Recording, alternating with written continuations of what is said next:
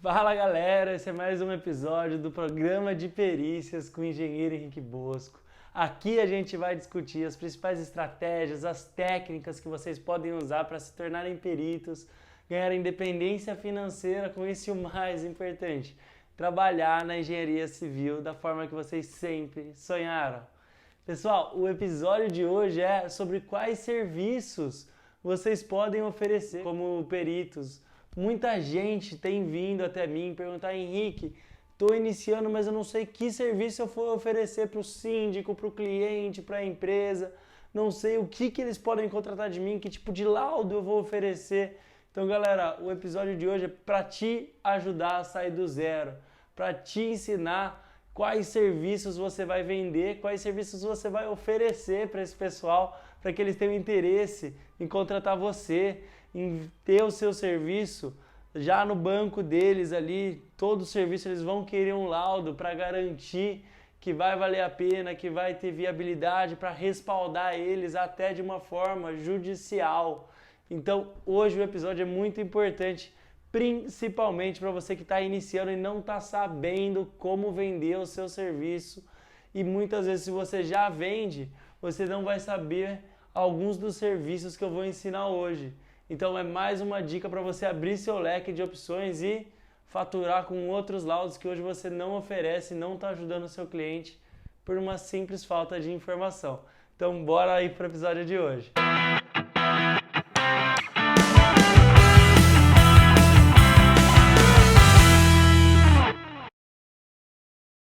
Bom, galera, quem me conhece sabe, eu sou grande fã da linha de raciocínio da engenharia diagnóstica, eu penso muito nisso. Eu acho que assim, a linha que o Tito Livio, o Gulo, todo mundo aí desenvolveu, o Cabral, é uma linha que facilita nosso entendimento. Então por isso eu trabalho muito sobre as ferramentas da engenharia diagnóstica. Quem não viu, tem um vídeo nosso aqui no canal do YouTube só sobre quais são as ferramentas, exemplos, o que funciona, o que não funciona, o que cada uma abrange.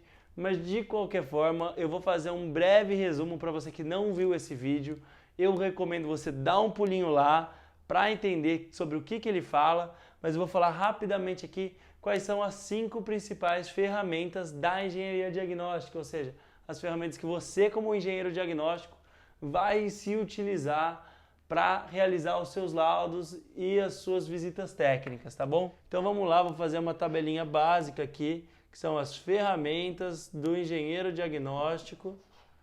Então a gente vem aqui com as nossas ferramentas, e a gente tem 5 ferramentas. A primeira é a vistoria, a segunda é a inspeção,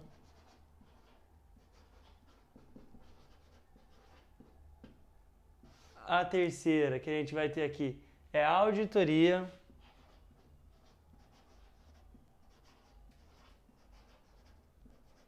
Depois da auditoria vem a nossa perícia propriamente dita.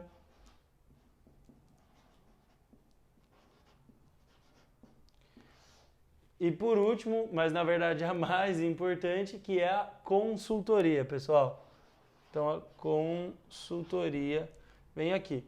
E aí a gente vem aqui realizando o que cada ferramenta dessas vai contemplar. A primeira a gente vai ter o registro fotográfico, pessoal. Depois do registro fotográfico a gente vai ter a análise técnica. Então análise técnica. Após a análise técnica a gente vai ter a análise de documentações técnicas. O que é isso, Henrique? São normas, memoriais descritivos, enfim, toda a documentação relacionada à edificação, ao imóvel que a gente está analisando. Depois de documentação técnica, o que a gente vai ter? A causa e a origem do que a gente está analisando, ou seja, o diagnóstico, pessoal. Então a gente tem aqui nosso diagnóstico.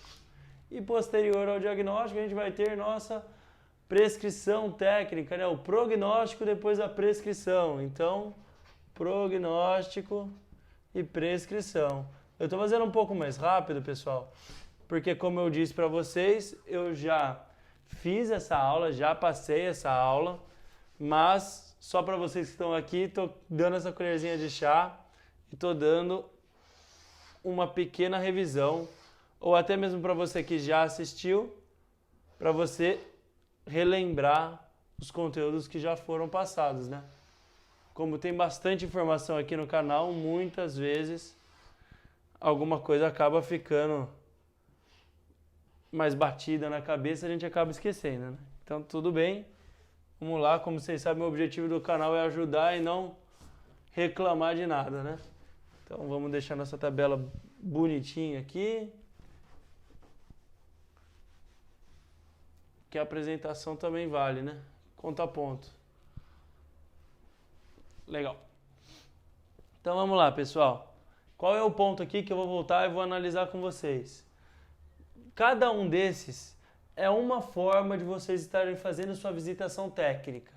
A vistoria só vai ter o registro fotográfico. Você só vai registrar, você não vai dar um parecer seu. Então, só registro fotográfico. A inspeção tem o registro fotográfico e você aqui já vai fazer a sua análise técnica, sem levar em consideração documentações externas. Você só vai colocar o seu parecer baseado em quê? Nos seus conhecimentos previamente concebidos, o que você já aprendeu, o que você já tem em mente. Então, a gente tem os dois. A auditoria, a gente já dá um passo a mais, que é aquilo que eu expliquei. Você vai estar levando em consideração documentações técnicas. Então, a gente tem o registro fotográfico, análise técnica dos seus conhecimentos previamente já adquiridos e vamos analisar também documentações. A gente vai auditar literalmente. Você tem aí um manual descritivo do seu proprietário. Você vai ver se o que está no manual é o que está realmente realizado. Você vai ver se está em conformidade com uma norma de desempenho. A gente ainda vai falar hoje, né? A 17575, a 15575, desculpa. Vai ver se está em conformidade com a 6118. Enfim, tudo isso entra. De novo, estou indo mais rápido para a gente acelerar a aula de hoje, que isso aqui é conteúdo dado, hein? E aí depois a gente vem para a nossa perícia. Na perícia a gente vai dar o nosso diagnóstico, ou seja, Henrique, estou com uma corrosão em laje. Quem viu essa aula sabe que corrosão em laje não é uma patologia, é uma manifestação patológica. Então, e qual é o diagnóstico? Estou com uma corrosão em laje porque está ocorrendo uma infiltração. Essa infiltração está determinando uma carbonatação da minha laje e como consequência eu tenho a corrosão. Então, diagnostiquei qual é a origem dessa corrosão. Legal, fiz uma perícia. E aí, poxa, Henrique, eu quero uma consultoria. Você já me diagnosticou qual é a causa dessa corrosão. E agora, o que vai acontecer se essa corrosão continuar? Nosso prognóstico. O que vai acontecer? Essa vai ter uma grande perda de seção de aço e possivelmente no futuro, ou seja, uma projeção futura, a gente vai ter o colapso estrutural dessa laje, determinando o nosso prognóstico. E qual a nossa prescrição para a solução? A gente vai ter que fazer um tratamento na infiltração, né? Vamos corrigir toda a parte aí de impermeabilização para que não aconteça mais a infiltração. Vamos fazer um reforço, uma substituição do barramento, uma reconstituição estrutural aí com grout, pode ser um grout tixotrópico, por exemplo, numa laje. Então a gente já tem a prescrição, como uma prescrição médica, o remédio que ele te dá a bula para você ficar saudável de novo, a gente vai estar prescrevendo como a gente vai deixar a nossa laje saudável de novo.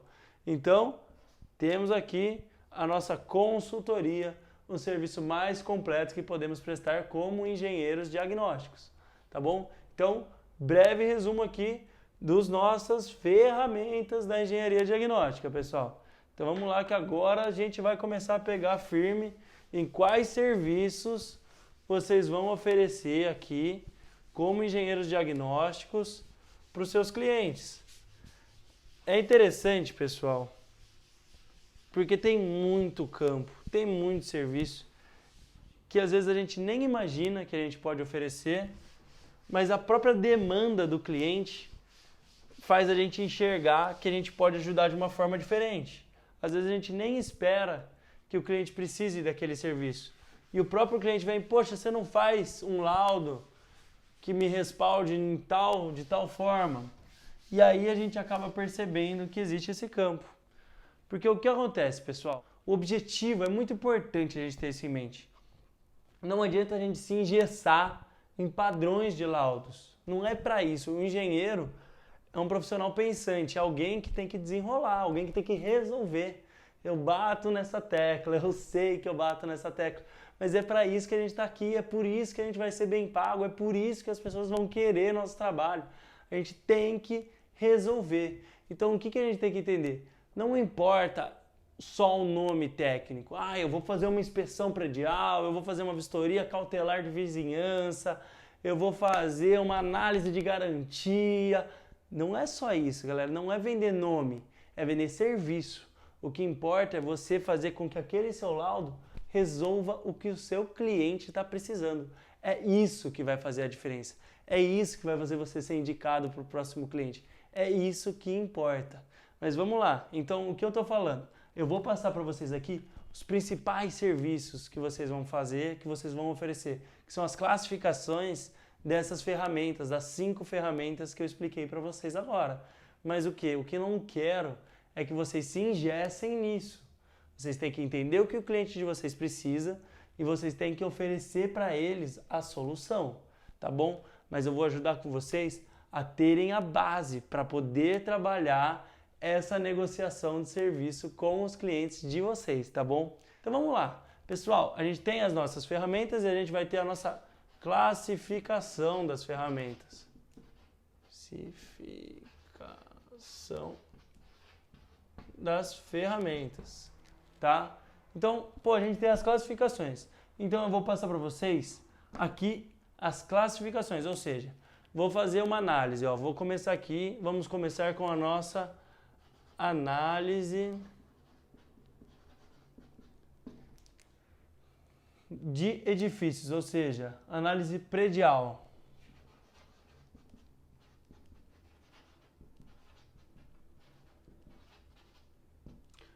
O que eu quero que vocês entendam, essa análise pode ser uma vistoria, pode ser uma inspeção, pode ser uma auditoria, pode ser uma perícia e ela pode ser uma consultoria. A análise é um termo genérico para eu entrar em todas as ferramentas. Então, vocês já entenderam pela tabela que eu passei o que é cada tipo de ferramenta, o que cada uma vai oferecer. E a análise é simplesmente, depende do que o nosso cliente está precisando. Porque eu não vou fazer para ele uma inspeção de 10 mil reais se ele simplesmente necessita do registro fotográfico, não faz sentido. Porque eu vou ter todo o trabalho de prognóstico, diagnóstico, prescrição, sendo que a pessoa só precisa de um registro fotográfico. Então, tem que se tornar economicamente viável. Então, por isso da análise. Análise de edifícios, pessoal, o mais comum da gente fazer, extremamente, esse já está indexado no mercado, aqui na região de São Paulo já está entrando forte, região do Rio de Janeiro, eu sei que, nossa, já está batido, infelizmente, devido a alguns acidentes que ocorreram, perda de vidas, quem aí está um pouco mais antenado no que acontece no nosso meio, teve aquele acidente no Carnaval de 2019, lá no Rio de Janeiro, em que a fachada caiu uma peça de granito sobre a menina infelizmente foi hospitalizada, ficou em coma, situação super complicada, mas por quê? Inspeção predial atrasada. Essa inspeção, então vou colocar aqui, serviço que vocês vão oferecer. Inspeção predial é um exemplo desse tipo de análise. Inspeção predial, pessoal, ela tem um objetivo de quê? O que é esse serviço? Para que ele serve? O que vocês vão oferecer para a pessoa? Essa inspeção é como se fosse um check-up do prédio da pessoa. É uma inspeção, de um modo geral, ela tem um intuito preventivo. Infelizmente, como ela ainda não está muito bem inserida, é uma coisa um pouco nova no mercado, a gente chega nos edifícios e vê que toda a parte de manutenção está muito atrasado. É muito comum edifícios aí chegam até mim com 30, 40 anos às vezes de uso. Então, nossa, o subsolo está inteiro carbonatado, piscina corroendo, esplacamento cerâmico na fachada, SPDA, nossa senhora, totalmente sem o aterramento, escada sem aterramento, é assustador. Mas qual o ponto? Ela tem o intuito disso. O que a gente vai fazer aqui? A gente vai fazer um check-up geral na torre ou no empreendimento, no condomínio que seja, do nosso cliente. Então a gente vai ir lá, vai subir desde o SPDA até o subsolo, vamos olhar tudo, funcionamento de equipamentos, funcionamento do SPDA, se ele está pelo menos com as ligações em acordo, se tem uma infiltração, se tem um desplacamento de fachada, se tem, por exemplo, até uma coisa simples, como uma simples demarcação de placa de rota de fuga, uma demarcação das vagas de garagem, a gente aponta tudo. E pelo próprio o IBAP, por exemplo, eu gosto muito de seguir a norma interna do IBAP aqui de São Paulo. Então vou colocar aqui para vocês do IBAP, tá, pessoal? Aqui de São Paulo, né? Que é a Associação Instituto de Perícios aqui. Eu gosto muito porque eles dão diretrizes para nós seguirmos em uma inspeção predial. Então a gente já sabe o que tem que ter no nosso laudo. Então isso aqui é muito bacana. E no final do laudo, o meu contemplo, eu realmente recomendo que o de vocês contemple também, é o que? É uma tabela falando assim, vamos lá, num prédio normalmente eu bato aí 400, 500 itens mais ou menos em uma inspeção predial. Então o que a gente faz no final? A gente faz uma tabela com o grau de risco e o grau de importância, o grau de prioridade de cada uma das anomalias que a gente está constatando ali. Então vamos dizer, se a gente tem alguma anomalia que representa um risco estrutural, ela sobe lá para o topo da tabela. Para quê? Para que o condomínio, o síndico, tenha ciência de que aquela primeira tarefa já tem que ser executada, porque ela se refere a um risco para os usuários. Agora, a vaga de garagem que está com um problema de pintura, aí ela vai lá pro fundo, porque é uma questão estética, uma questão organizacional, o prognóstico, ou seja, o que vai acontecer daqui a pouco é muito menos danoso, o dano é muito menor. Então a gente pode ficar mais tranquilo. Então é muito importante para o síndico. Esse serviço, pessoal, ele se vende sozinho. Ele se vende sozinho por quê? O síndico profissional hoje, ele responde civil e criminalmente por tudo que acontece no prédio. Ou seja, se cair uma viga e destruir um carro, ele vai responder com o patrimônio dele. Se matar uma pessoa, ele vai para a cadeia. Assim como nós, como engenheiros, se a gente fizer uma edificação e ela matar alguém, nós provavelmente vamos parar na cadeia. É fato, a nossa profissão tem muita responsabilidade. E é por isso que eu amo também, por outro lado. A gente trata de vidas, a gente trata de sonhos, a gente trata de oportunidades de fazer bem feito. Então, isso aqui se vende sozinho. Por que isso aqui se vende sozinho, pessoal? O síndico está morrendo de medo de fazer bobagem. E o síndico sofre muito para impor o que ele acha que é certo nas reuniões de condomínio. Por consequência, o que ele precisa? Ele precisa de um embasamento. Qual é o embasamento? É o laudo que vocês vão dar no final dessa inspeção, falando o que precisa ser feito. Item a item com grau de prioridade. Aqui eu costumo usar, tá, pessoal? Eu uso drone, eu uso teste de fenolftaleína, faço teste de percussão, teste de umidade, foto termográfica. Eu uso bastante as ferramentas aqui. Aqui dá um produto bom para a gente agregar valor, tá bom? Outro produto legal, então vou dar uma apagadinha aqui. Outro produto bem bacana são as análises cautelares de vizinhança, galera. Então, vamos fazer nossa seta aqui.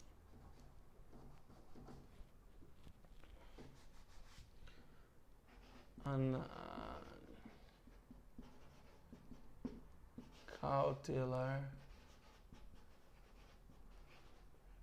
de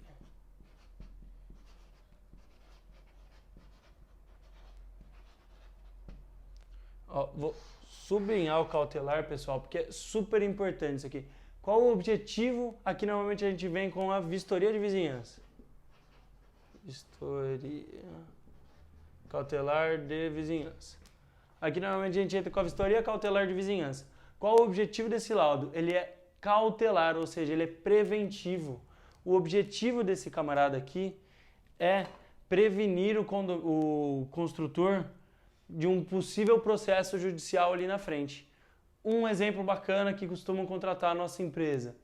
Você vai subir uma torre, vai escavar ou vai bater estaca. Você vai bater estaca perimetral, vai fazer uma contenção de talude, usando cravação, por exemplo, de perfil metálico. Você vai bater, vai ter uma movimentação de solo e em volta você está num bairro super urbanizado, tem um monte de casa mais antiga. Então, a gente vem e faz uma vistoria, fazendo todo o registro fotográfico, lembra das ferramentas? Fazendo o registro fotográfico de qual é a situação que essas edificações vizinhas se encontram, até mesmo o arruamento na frente.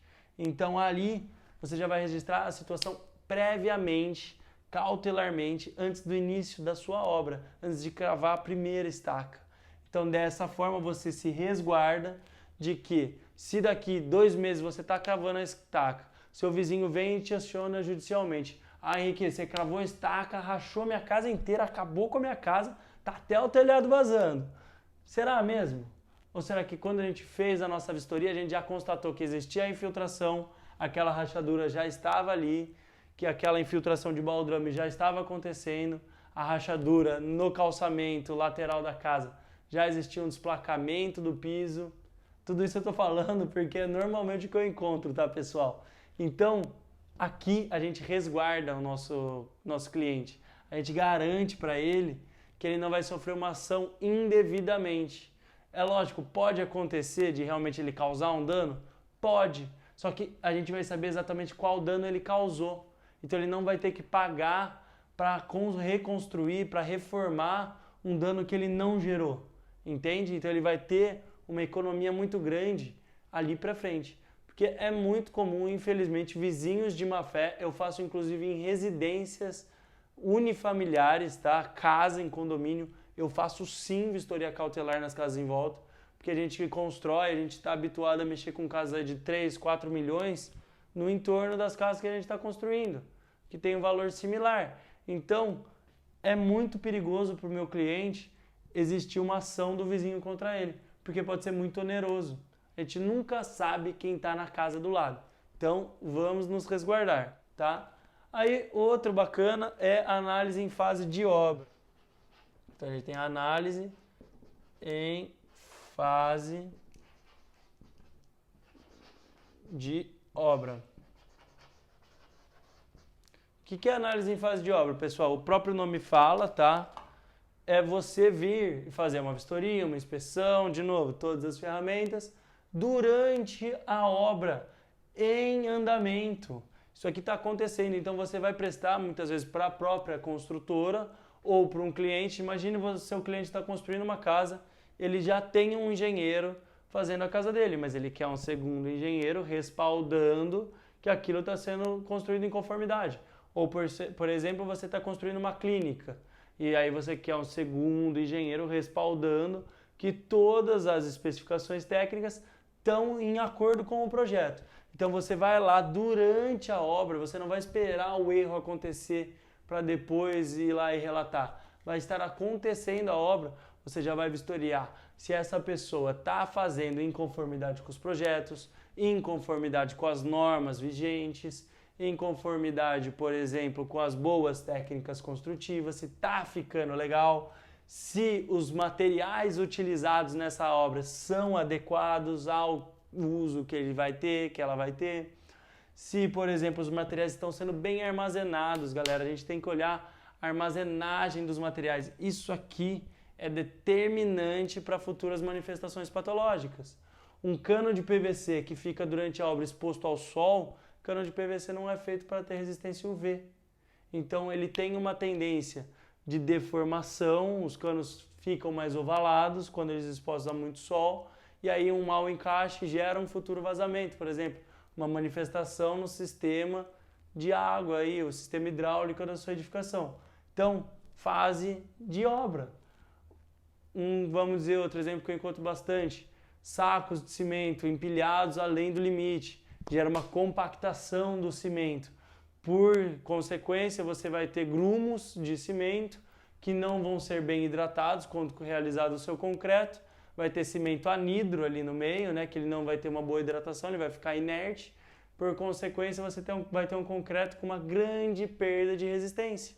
Então, cuidado aí com a compactação, excesso de carga, sobre empilhamento. Então, tudo isso a gente vai detectar aqui. Então, vai percebendo a quantidade de serviço que a gente tem. E isso aqui, de novo, pessoal, é a pontinha do iceberg. É uma questão de vocês pararem para pensar em que vocês podem oferecer pro cliente de vocês, tá bom? E aí a gente vai pro próximo, conclusão e Nossa senhora, essa eu faço demais, hein? Conclusão, então é análise, né, de conclusão e recebimento de obras.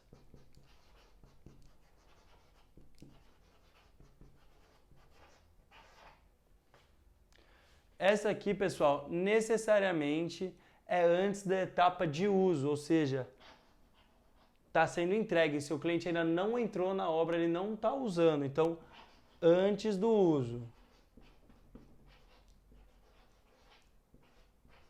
Tá? Isso é muito importante isso aqui. O que é essa etapa, pessoal? Eu faço muito isso aqui, muita gente vem atrás de mim. Entrega de chave. Muito comum em apartamento, por exemplo. Você comprou um apartamento na planta e você quer receber da construtora. Galera, chega para o seu cliente e pega ele na mão e fala assim, ó, eu vou receber esse apartamento para você. E eu tenho certeza, vocês que acompanham o nosso conteúdo, vocês que veem aquilo que a gente foca, as manifestações que a gente expõe, enfim, vocês não têm nem que diagnosticar nesse cara, é uma vistoria de conclusão. Vocês vão receber para o seu cliente e ver se ele está em acordo, ver se ele atende às normas, ver se vai ter uma boa queda de piso. Essa vistoria é super simples de fazer, coisa de 40, 50 minutos, você faz, você acha dezenas, eu já achei aí coisa de 3, 5, até mais R$ 1.000 em uma vistoria de recebimento de chaves. Isso aqui também se atende não só aos apartamentos. Seu cliente está comprando uma casa de uma construtora. Muito comum, construtoras que fazem casa para vender como investimento. Só que como é um investimento, ela já faz e já vende, já faz e já vende em condomínios de alto padrão, ela está muito focada na margem dela. Então muitas vezes existem falhas executivas. Recebe esse imóvel para o seu cliente. Eu quero ver vocês não acharem o valor da inspeção de vocês em anomalias nessa edificação. Eu tenho certeza que se vocês fizerem bem feitinho, com as ferramentas certas, vocês vão achar o valor da inspeção de vocês em anomalias nessa edificação. Esse cara aqui, pessoal, serviço bom para vocês começarem a conquistar o cliente de vocês e ganhar a confiança dele e se inserirem no mercado de trabalho, tá bom? Aí a gente vai para mais um. Análise locativa, tá? Essa aqui, inclusive, eu tenho uma essa semana para fazer. Então, análise locativa. Pré e pós locação. O que é isso, pessoal? Vocês vão vir e vão, por exemplo, uma empresa vai alugar um barracão, vai alugar aí um grande depósito, enfim, ou que seja um simples pavimento de uma edificação para fazer o novo escritório dela. Vocês vão lá e vão vistoriar como é que está a situação real do imóvel. Hoje é muito comum você achar, como fala? Corretor de imóveis que prestam esse serviço. Mas pessoal, você acha mesmo que o corretor de imóveis tem a mesma qualificação técnica para analisar isso aqui do que vocês, engenheiros diagnósticos? O nosso nível de laudo é muito mais bem embasado, é muito melhor descrito. A gente vai realmente localizar os ônus aqui para o nosso cliente, onde ele vai ter custo, onde vai sair caro para ele. E assim, o meu laudo, isso aqui não é obrigatório, mas o meu laudo aqui locativo, fica uma dica para vocês, passando aí como eu faço, no final eu falo aproximadamente quais serão os custos para os reparos necessários ali naquele imóvel. Então, eu estou vendo uma infiltração, estou vendo um caixilho riscado, estou vendo uma porta que vai ter que ser substituída, estou vendo que tem um esgoto entupido, uma louça trincada. Já elenco todos os itens lá no meu laudo. Vai estar tudo fotograficamente, vai estar descrito e no final a gente vai definir um custo aproximado das reformas. Esse custo, muitas vezes, vai viabilizar ou inviabilizar a locação do imóvel para o nosso cliente. Às vezes ele acha que com coisa de R$ 5.000 ele vai resolver, aquele imóvel já vai estar funcionando para ele. A gente entra e descobre que ele vai gastar R$ 40.000, R$ 50.000 para colocar aquele imóvel para funcionar. E aí o dono do imóvel não quer arcar com aquele custo, com aquele ônus, e aí o nosso cliente simplesmente desiste de alugar aquele imóvel. Então, poxa, olha o que a gente não economizou para o nosso cliente. Porque ele ia ter uma multa rescisória, ia ter que mudar de novo o escritório dele de lugar. Todo aquele transtorno a gente resolveu com uma simples inspeção locativa. Tem o pré, que é esse que eu expliquei para vocês. E tem o pós. O ideal é que vocês consigam fazer o pré, porque aí o pós muito provavelmente vai cair no colo de vocês. Ele vai vir até vocês. Porque o ideal é que eles sejam no mesmo padrão, que seja a mesma pessoa que realizou o antes e vai realizar o depois. Porque aí você vai saber como estava e como você está devolvendo. Para a pessoa também, assim como aqui, ó, na vizinhança, a pessoa não vir falar que foi culpa sua, algo que você já registrou que estava naquela situação, um telhado com anomalias, com vazamentos, por exemplo, entende? Que senão você acaba arcando com o ônus, fica muito difícil de você comprovar que você não foi o culpado em gerar aquela depreciação do imóvel do seu cliente, tá? E aí a gente vai para mais um, que é a análise de garantias, obras em garantia. Então vamos lá, eu estou descendo aqui, mas estamos quase acabando aqui. Análise de obras em garantia.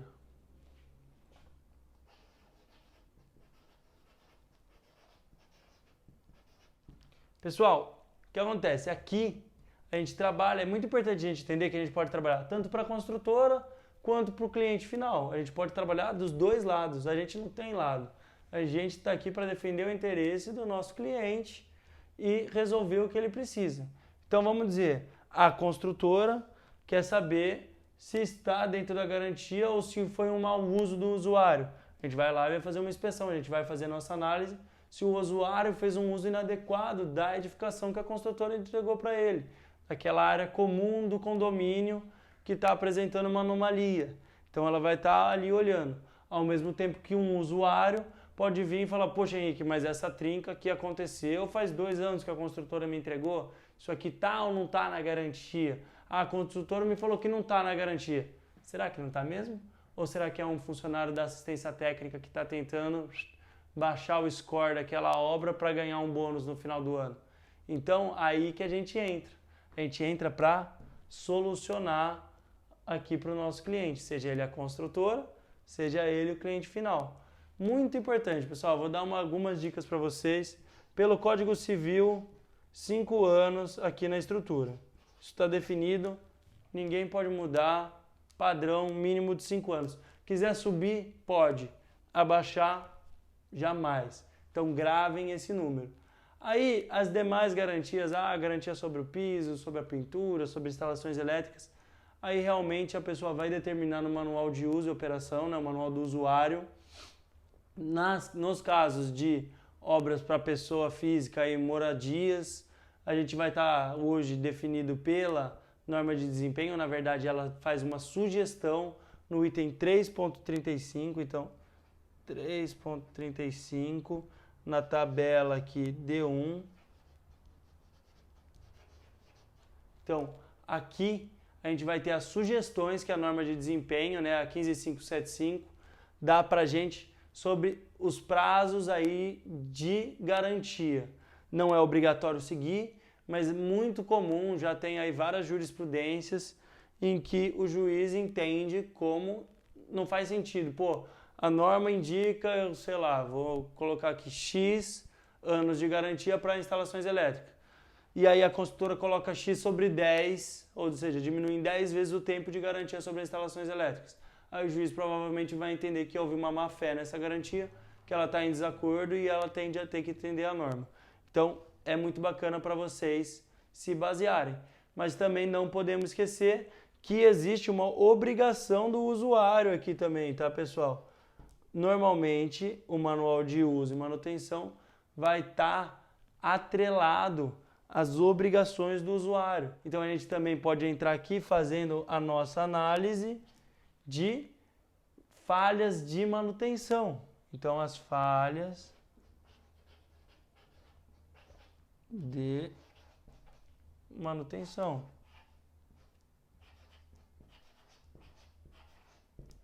Então, as falhas de manutenção, pessoal, muito comum essas falhas acabarem mudando o jogo aqui nas obras em garantia. Se não forem realizadas de acordo com o manual do usuário, normalmente a construtora vai pegar esse manual, vai dar na mão do síndico profissional, fazer ele assinar o recebimento, vai pegar na mão do seu cliente pessoa física, vai fazer ele assinar o recebimento, assinar a ciência de que ele tem aquele manual em mãos, que ele deve ler o manual para realizar as manutenções, saber utilizar o imóvel dele de acordo com as descrições da construtora, para que seja permitida a vida útil da edificação. Então, para quê? Para que tudo isso entre em acordo. Então a gente entra aqui, observando se houveram falhas na manutenção dessa edificação. E uma coisa que é muito importante entender também, pessoal, poxa, mas só 5 anos sobre a estrutura, Henrique? Pô, que prédio que dura só 5 anos? O que é isso? É casa de papel? Não é, pessoal. A gente tem que entender que garantia... Então, vou escrever aqui uma notinha extra, hein? Então, a garantia difere de vida útil, pessoal. Vida útil é uma coisa e garantia é a outra, tá bom? A edificação, provavelmente, em vida útil de projeto, vai durar aí coisa de 50 anos, se feitas as manutenções. Agora, a garantia da construtora sobre esses serviços, aí já está limitada a um período bem inferior, entende? E isso aqui eu estou falando no nível básico, né, da norma de desempenho, tá bom? No nível mínimo. Então, pessoal, é isso. Eu acho que esses são alguns serviços bem bacanas que vocês já podem oferecer para os clientes de vocês. Vocês já conseguem ter uma base. Eu espero que eu consiga abrir um pouco a mente de vocês, aonde vocês podem entrar, que serviços vocês podem oferecer, aonde vocês podem resolver para quem está buscando um serviço e muitas vezes a pessoa nem sabe que isso aqui existe. E vocês estão com solução na mão, estão com o lucro dessas pessoas na mão, a garantia de que elas não vão perder dinheiro na mão e na cabeça de vocês. Basta vocês saberem entregar esse conteúdo para o cliente de vocês. Então, rápido aqui, vamos revisar rapidamente. A gente tem as ferramentas da engenharia diagnóstica, são 5. A gente tem aí o que cada ferramenta faz, seja o registro fotográfico, a análise técnica, os documentos técnicos, o diagnóstico, a prescrição e o prognóstico. Não podemos esquecer aí do que cada uma faz, que é a vistoria, a inspeção, a auditoria, perícia e a consultoria. Todos esses serviços podem ser prestados em todos esses 5 tipos de ferramentas da engenharia diagnóstica. Então a gente vai fazer a análise dos edifícios para ajudar aquele síndico que está precisando definir que fogo ele vai apagar primeiro. A gente vai ter uma análise cautelar de vizinhança para resguardar aquela construtora ou aquela pessoa dos vizinhos, para saber que ele não está causando um dano, ou mesmo a prefeitura não acionar ele que ele está deteriorando a pavimentação, a rua em frente ao empreendimento que ele está começando. Temos aqui fase de obra, pessoal, essencial, para a gente ver se os materiais são adequados, se os projetos estão sendo seguidos, se o armazenamento dos materiais está adequado e não vai gerar uma manifestação mais para frente. Temos aí o recebimento, conclusão de obra. Não é porque uma consultora está entregando, falando que está tudo certo, que está mesmo, a gente sabe que não é assim que funciona. Então a gente entra aqui garantindo que a gente vai achar sim o valor da nossa inspeção, o valor da nossa visita em anomalias. A gente tem aqui a locativa, pessoal. A gente pode viabilizar ou inviabilizar a locação de um imóvel com uma simples vistoria. Olha só como é importante esse serviço, como ele pode mudar toda uma história se uma empresa vai para um imóvel, se ela não vai para um imóvel. Obras em garantia, pessoal. A gente pode salvar a construtora de um custo muito grande junto ao condomínio ou pode salvar o condomínio de um ônus muito grande causado por uma falha executiva da construtora. E as falhas de manutenção, não adianta, quem já viu esse vídeo meu também sabe, a regra do 5, lei de Sitter. Quanto antes você fizer a intervenção, menor o custo, então é importante a gente ter a manutenção preventiva, inclusive, para evitar um custo maior aqui no nosso gráfico, evitar que os custos se agravem e os problemas sejam muito maiores. Então, olha só quanta opção de trabalho eu dei para vocês, quanta chance de vocês venderem o produto, exporem o que vocês sabem para os seus clientes, eu dei aqui na aula de hoje. Então, pessoal, fala para mim se vocês gostaram dessa aula. Uma forma muito boa é dando aqui o joinha, dando um like para mim, falando que tá legal. Faz comentário, Henrique, fiquei com dúvida, meu Deus, o que é isso? Eu não sei, o que é isso que você falou? Ou, poxa, você poderia ter falado outra coisa. Manda aqui para mim, eu vou explicar para vocês, eu vou falar para vocês.